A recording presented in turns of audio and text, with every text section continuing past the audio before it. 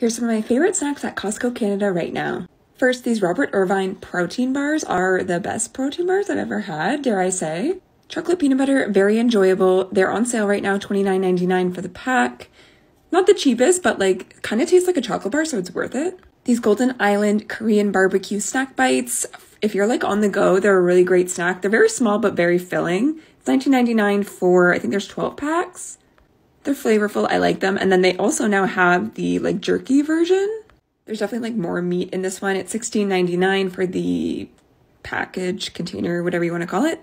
Okay, these are fucking fire. Spicy dill pickle almonds, $17.99 for the bag. It's a huge bag. And honestly, you need like 4 of these at a time. They're so flavorful, so delicious. Highly recommend.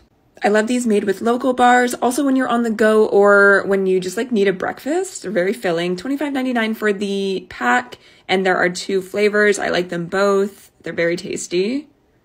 You honestly can't go wrong with the Kirkland microwave popcorn. You get 44 bags and it's butter flavored and actually tastes like butter flavored. It's $19.99. You get one of these. It lasts you like a year.